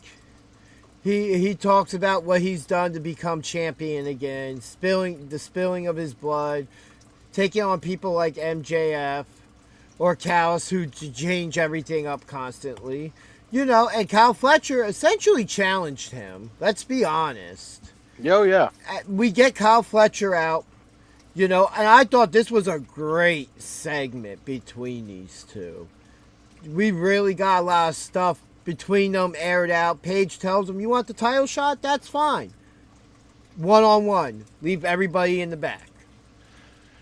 Somehow, until that promo segment between the two of them, I did not realize how big Kyle Fletcher actually is. That guy is bigger than I thought he was by a lot. Story? Yeah. Yeah. How did I not realize how big he was? I don't know, but yeah, he's a big boy. Yeah, that he is. And I thought Kyle Fletcher carried himself very well in that promo. Like, that was a really good promo battle between the two. And could we be in a world... I mean, I think Adam Page retains on Saturday. But I think Kyle Fletcher's going to give him a fight for his money. Oh, yeah. Hey, in a world with the Don Callis family, he could just take it. Sure. Yeah. A match I thought was okay. Rio and Alex Windsor beating Mercedes Monet and Sakura was her last name, I think. I can't think of her first name. Emi off the top. Sakura. Maybe that was who. Mako Sato. Yeah, I don't know. Pretty sure it's Emi Sakura. I thought the Cope Christian and FTR video package was good. I thought Stokely coming out afterwards was even better. Oh, Stoke. I love how he said every fan looks like an extra from Roseanne. That popped me. Yeah, that'll laugh out of that one. Now, Ricochet and Shelton Benjamin. Now, I have a question. Have these two ever had a one-on-one match before Wednesday? I could swear I remembered, Probably. like, on Raw or something like that at some point. Well, I know Ricochet was feuding with the Hurt Business at one point. That's what I'm saying. Like, I think they had a match together. Oh, no, never mind. That was Cedric Alexander that he tagged with. I'm sure they have at one point. But yeah, they put on a fantastic match. And then both these squads that start brawling after the match, they're going to have a very heated match at All Out.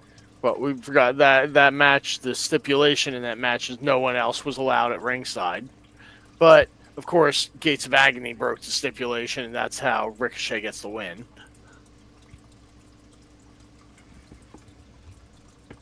Yeah, and then we get a backstage interview with Kyle Fletcher where the world title match for All Out is made official, which is an interesting match for All Out, I think, personally.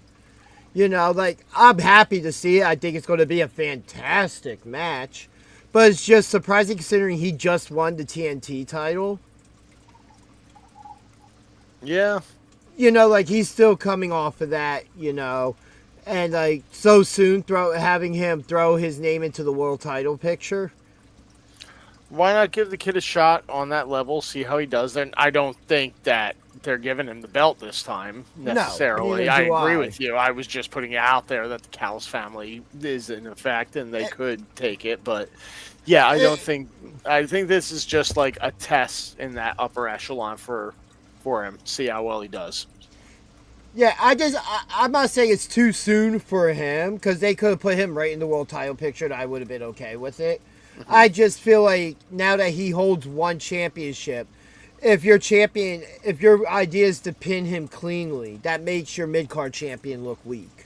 Yeah. After just coming out and winning the championship. That's all.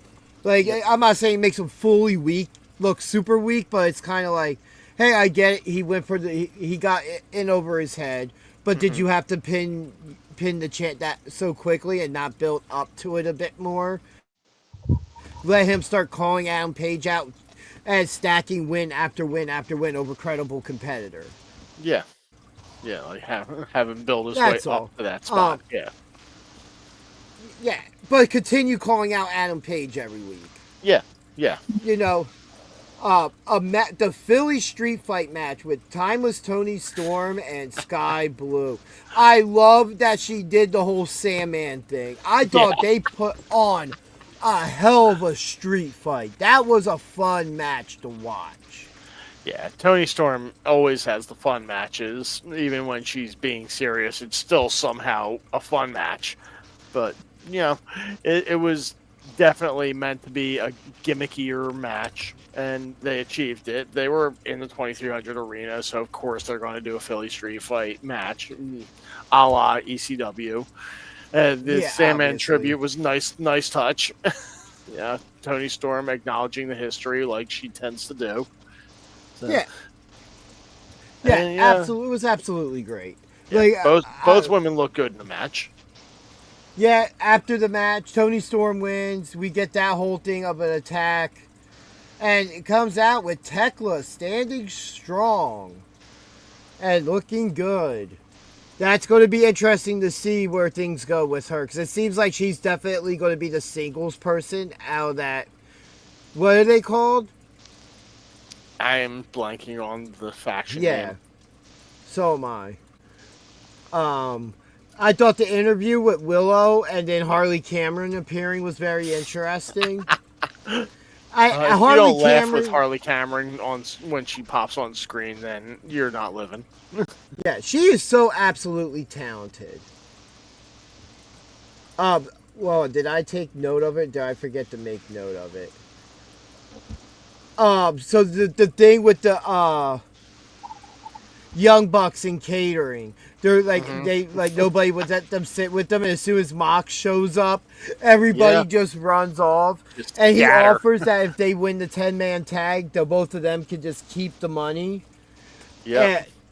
Which, by the way, I am tired of these stupid multi-person tags having to have some type of money. We know there's a purse, all right? Right. Kayfabe or not. We know.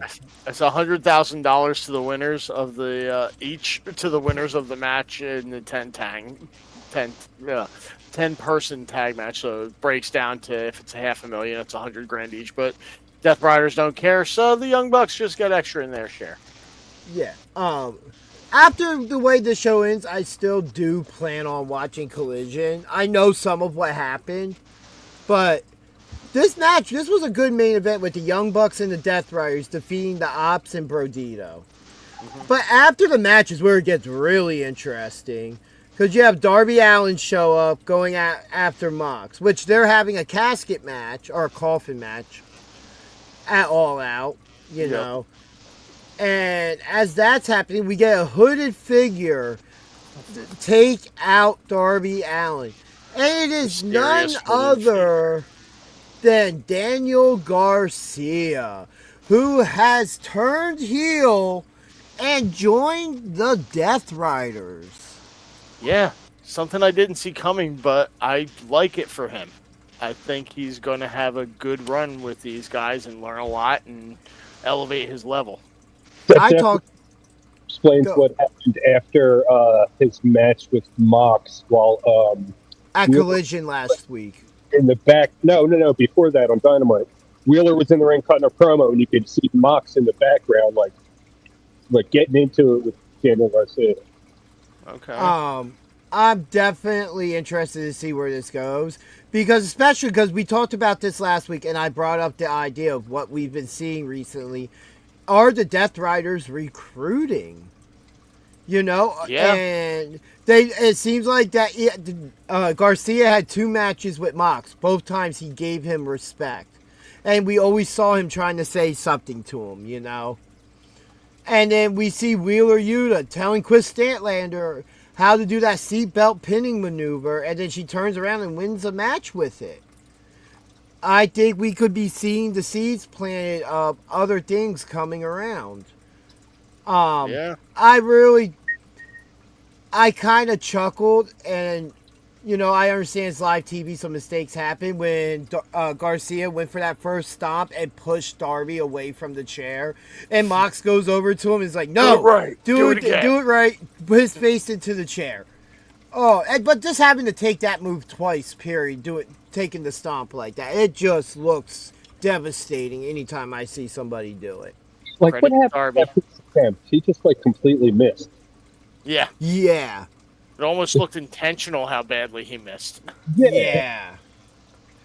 And then, that's interesting to see where that's going to go, because this could transition from Mox and Darby to Darby and Garcia.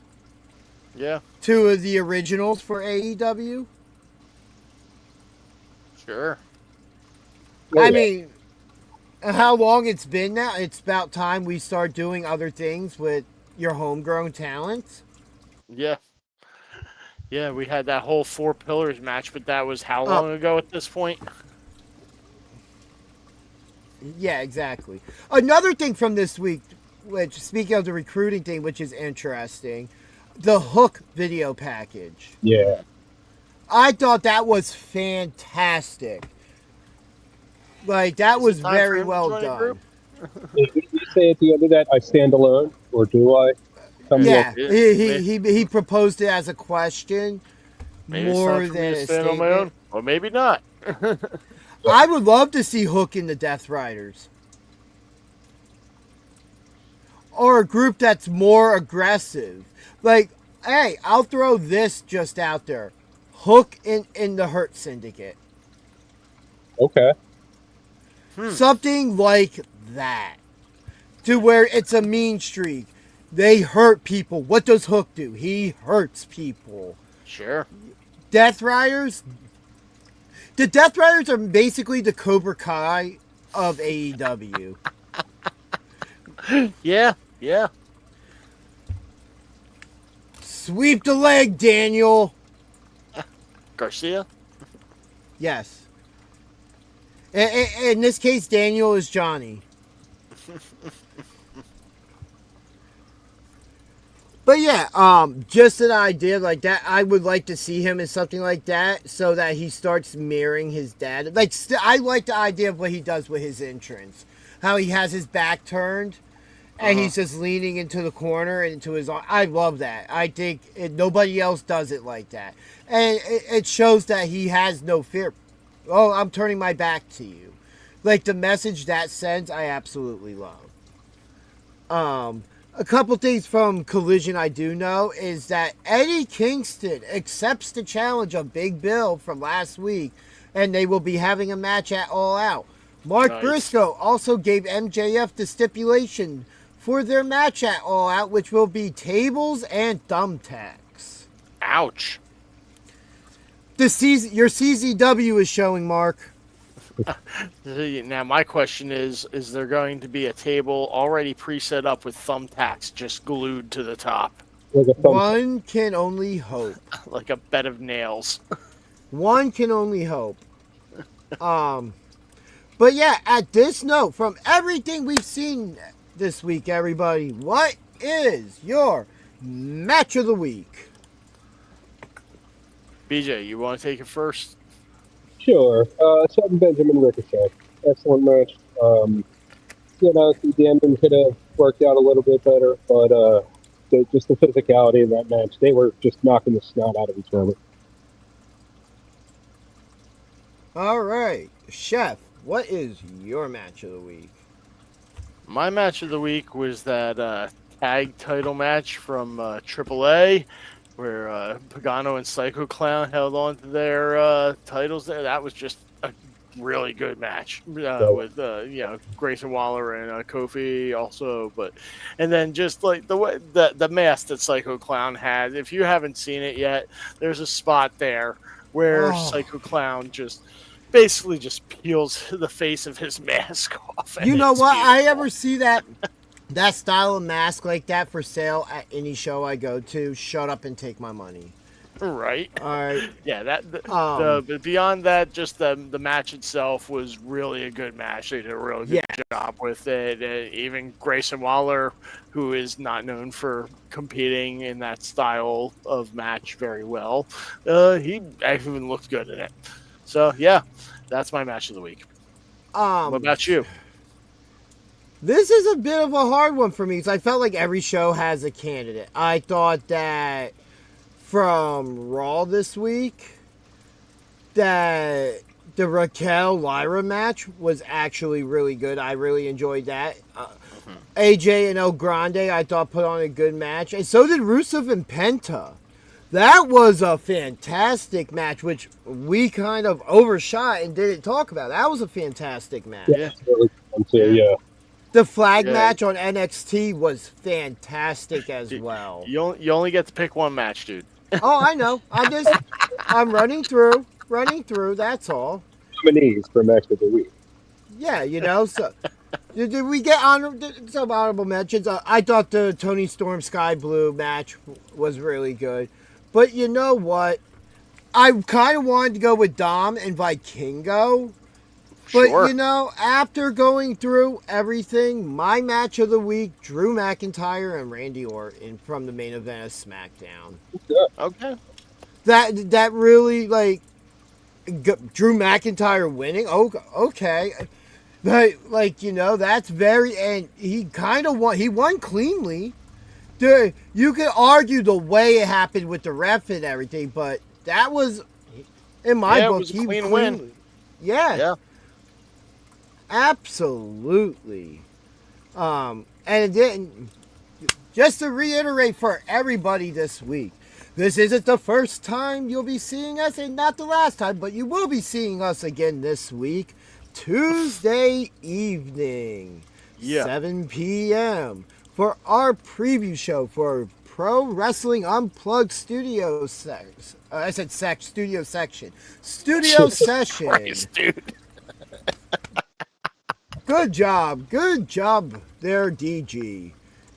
You know, where we will be previewing everything that happened on September 20th from the Pro Wrestling Star Academy for PWU Studio Sessions with APP, Action Packed Pro Wrestling.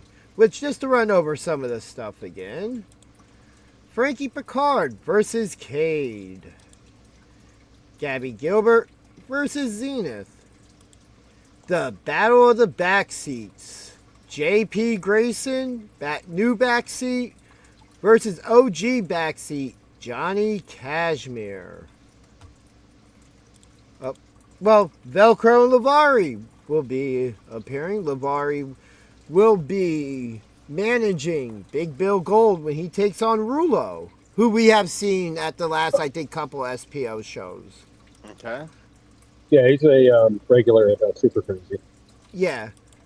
Boom Harden versus Flash Carter. Boom Flash. Title unification. Mercedes Martinez versus Tasha Steelz.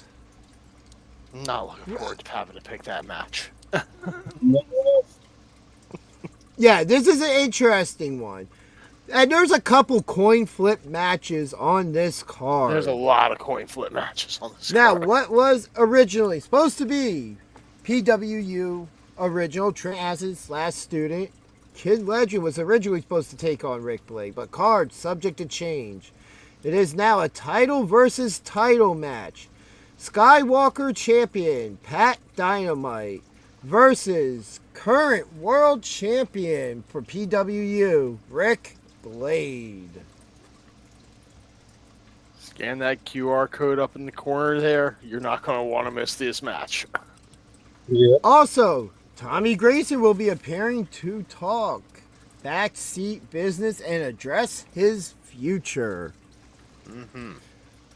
This is going to be an exciting show. Oh, yeah. Really Absolutely. is.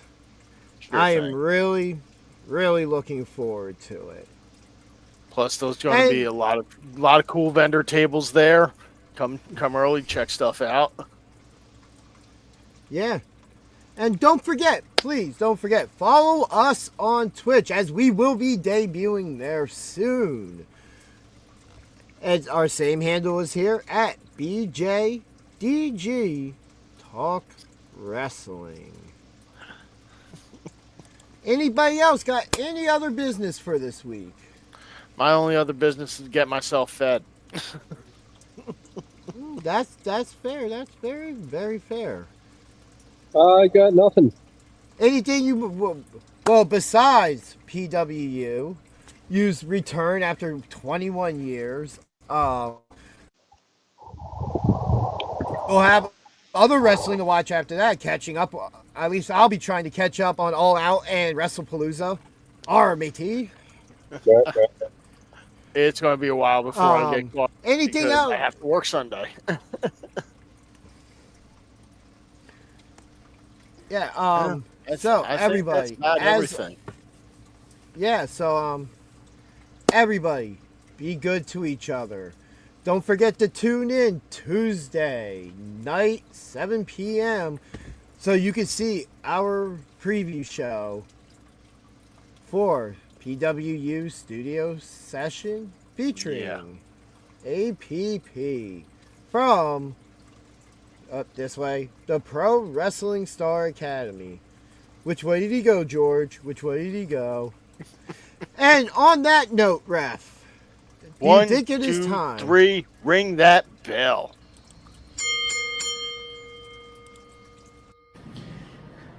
Everybody watching, I'm going to need you to visit www.freakkings.com. Check out all the merch.